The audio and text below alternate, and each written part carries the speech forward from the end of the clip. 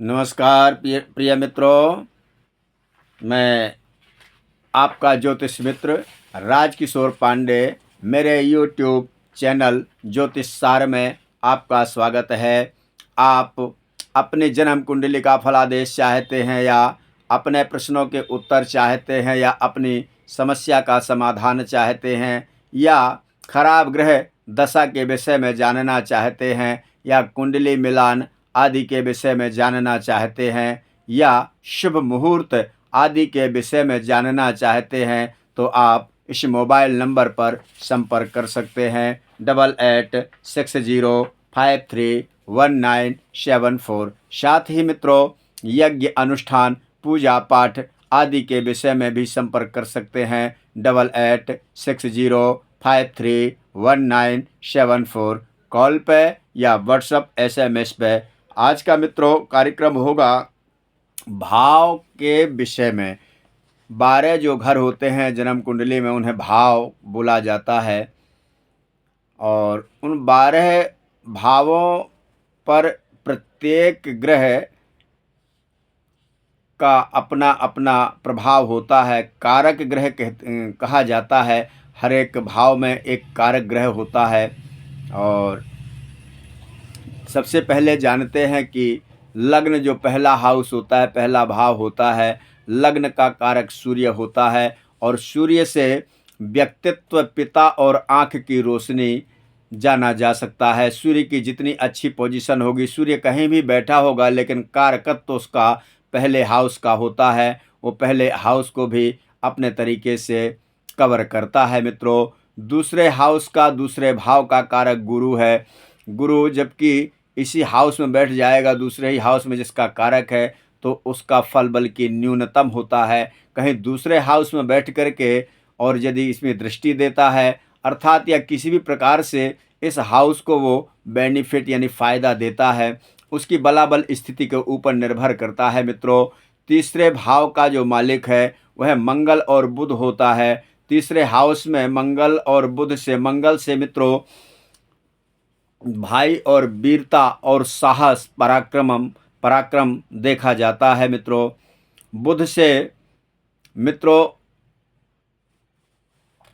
बुध से वाणी, बिजनेस और व्यवसाय आदि के विषय में जाना जाता है। मित्रों, चौथा जो भाव है, चौथे भाव का जो कारक ग्रह है वह चंद्रमा है और शुक्र है। चंद्रमा माता और मन का कारक है। चंद्रमा की जितनी अच्छी पोजीशन होगी वह मन को इतना बढ़िया स्थिति पर रखता है। और यदि किसी प्रकार से चंद्रमा बलहीन हो जाता है या किसी भी प्रकार से चंद्रमा में किसी प्रकार की कोई कमी होती है तो वह मन को इस प्रकार की स्थिति में ले जाता है जैसे एक नॉर्मल व्यक्ति का मन होता है और उसी के अपोजिट देखिए तो एक जैसे बीमार व्यक्ति का मन होता है। ठीक उसी प्रकार सबल और निर्बल ग्रह के ऊपर इस प्रकार की स्थितियां बन जाती हैं। मित्रों, पांचवें भाव का जो कारक ग्रह है वह बृहस्पति है। पांचवें भाव से संतान और बुद्धि के विषय में जाना जाता है। मित्रों, पांचवें भाव का कारक बृहस्पति है और छठवें भाव का कारक मित्रों मंगल और राहु होता है। राहु को मामा के पक्ष के विषय में जाना जाता है और मंगल इस भाव में 6 नंबर भाव में बैठ करके शत्रु आदि के विषय में विचार किया जाता है। मित्रों, 7 नंबर जो भाव है, 7 नंबर भाव का जो कारक ग्रह है वह शुक्र और गुरु है। 7 नंबर भाव से शुक्र एक पत्नी कारक ग्रह है और गुरु एक पति कारक ग्रह है। 7वां भाव जो है इसके कारक ग्रह शुक्र और बृहस्पति के अनुसार देखा जाता है। मित्रों, और 8वां भाव जो है, 8वें भाव का जो कारक ग्रह है वह शनि है। इससे शनि एक सुखदाता भी है और दुखदाता भी है।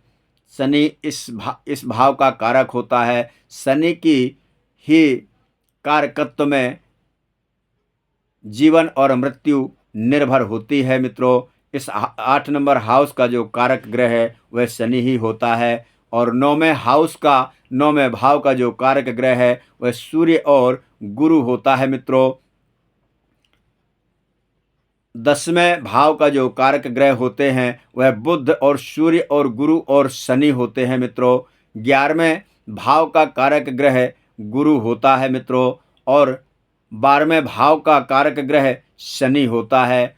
इन कारकत्व में ग्रह जहाँ कहीं भी ये कोई ज़रूरी नहीं है मित्रों कि जिस भाव का जो ग्रह कारक है उसी में बैठे तभी फल प्राप्त होता है, ऐसा कुछ नहीं है।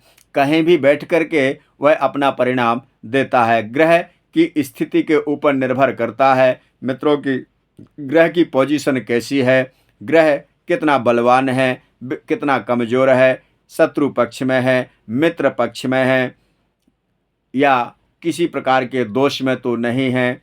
जब ग्रह पूरी तरह से निर्दोष होता है वह अपना पूरा प्रभाव पहुंचाता है मित्रों। आज ग्रहों के कारक ग्रह के ऊपर, भाव के कारक ग्रहों के ऊपर चर्चा हुई है मित्रों। अगले वीडियो में फिर मिलते हैं कोई नया प्रोग्राम लेकर के मित्रों। यह कार्यक्रम दिन ब दिन, डेली बाय डेली आगे बढ़ता चला जाएगा। इसके बाद मित्रों जन्म कुंडली के ऊपर एनालिसिस प्रोडक्शन किया जाएगा मित्रों, आप सबके सामने, आप सबके समक्ष। आज तक के लिए मेरा आप सबको नमस्कार।